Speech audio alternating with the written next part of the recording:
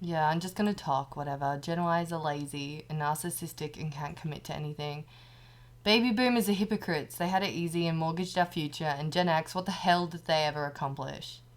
In my unprofessional opinion, I think that economic anxieties left from past to present have led to this obsession with instant gratification, a tendency for poor planning, and a sense of materialism similar but different in each generation, all fueled by this consumption based economy, meaning you spend your money on useless shit to make yourself happy. And instead of accepting our differences, we use excuses and spread unnecessary hatred because it's goddamn fucking easier. We're habitual animals and will do anything to fight change. It's inbuilt and it's a survival tactic. I don't understand it, therefore I fear it. We're all just a bunch of people pointing fingers at each other and taking business courses instead of art and philosophy, I guess, because we need to make money to survive these days. And along the way, in the decade of communication, we have forgotten how to think outside what is relative to us. That we're not generations, but people who have our own individual understanding of what it is to suffer that is unmeasurable to anyone else's. In particular, I hear a lot of Gen Y bashing.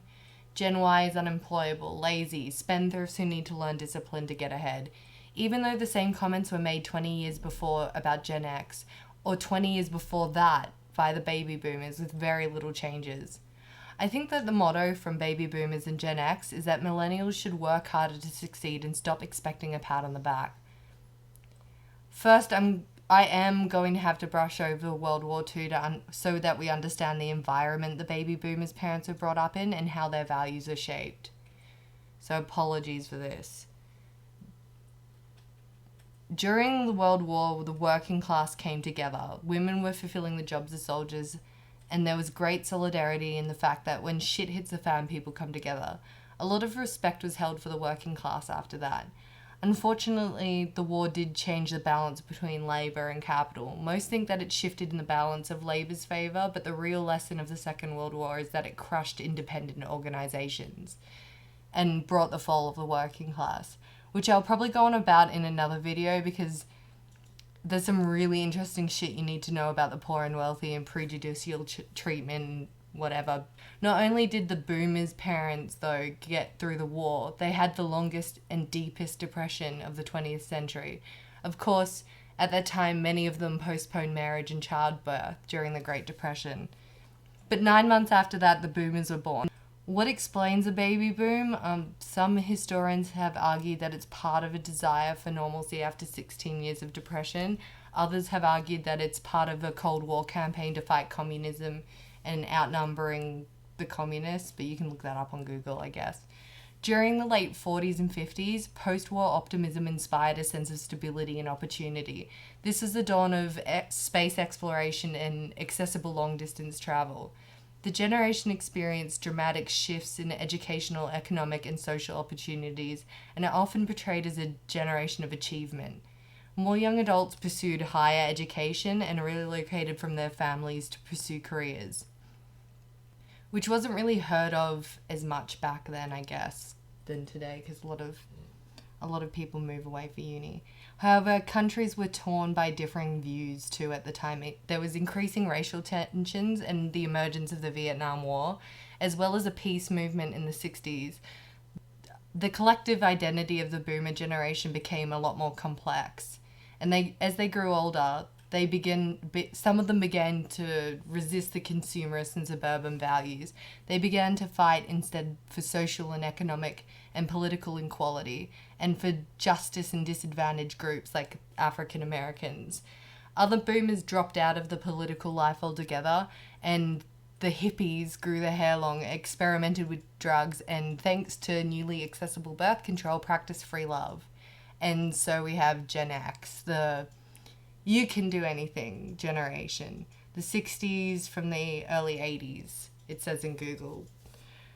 Referred to the Slipstream, Slacker, and MTV generation, they've largely been compared to Gen Y but managed to escape the intergenerational hostilities. Being raised by optimistic baby boomers, they were told they could do anything. Gen X was poor, though they were pushed toward adulthood at an earlier age, and Whereas the baby boomers came to understand the future was theirs for the taking, Gen X felt the future had been given to their parents and older siblings and found it disappointing and somewhat unappealing. They did, however, grow up in an era of emerging technology and also political and institutional incompetence. For them, divorce is common. They weren't coddled for every emotional need. Gen Xers learned their parents were human and fallible, often found themselves treating their parents like older friends. Autonomy and self-reliance rather than respect for authority was a natural byproduct of Gen X, and they basically learned independence in early life. The general view from baby boomers is that they were the revolutionists, the iconoclasts, so Gen X didn't have to work very hard and they just slipped by. What isn't considered by people with this opinion is that there were new types of credit squeezes and some economic hardship. Gen X's formative years weren't characterized by economic growth like the boomers' experience.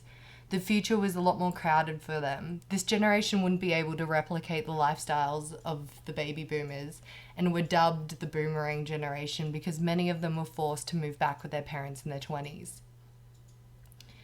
Gen Y, the be who you are generation. I think one thing I can say about Gen Y is that they are most definitely tech and web savvy. By the way, millennials are generally early 90s to 2000s. There's no precise date for when this generation starts and ends, but most researchers use these birth years ranging from the 80s to early 2000s.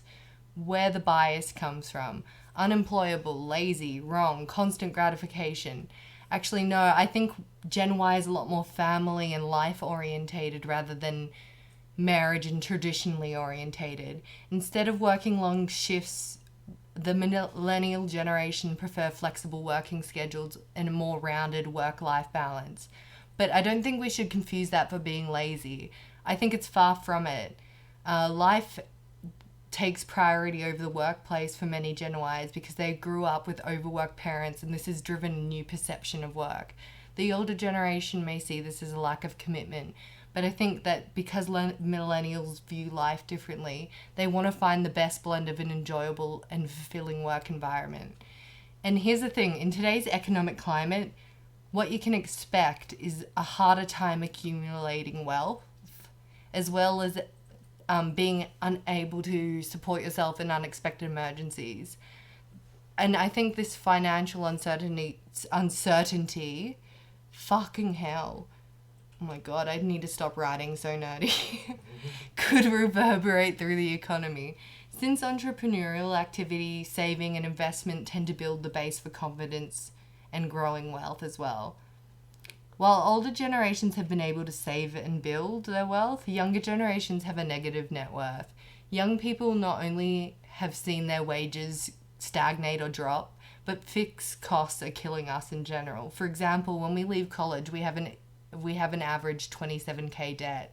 We also have a harder time finding jobs that pay well, and we're facing more expensive healthcare and housing costs at the same time.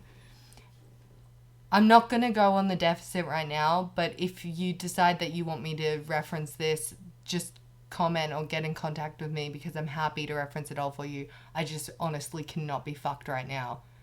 So, I don't have any subscribers at the moment, so I don't really give a shit about nerding out.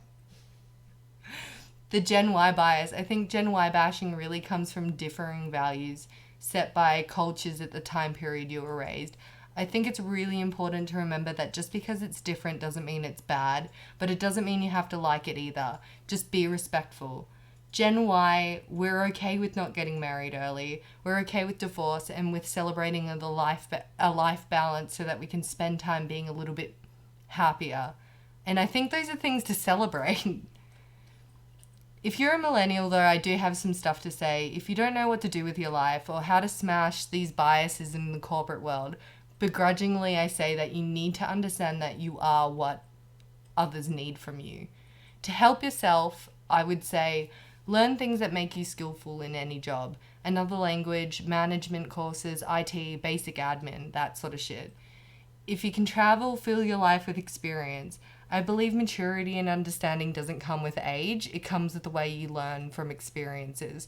Throwing yourself or immersing yourself in another culture or getting lost makes you learn skills or things about yourself you didn't know existed before.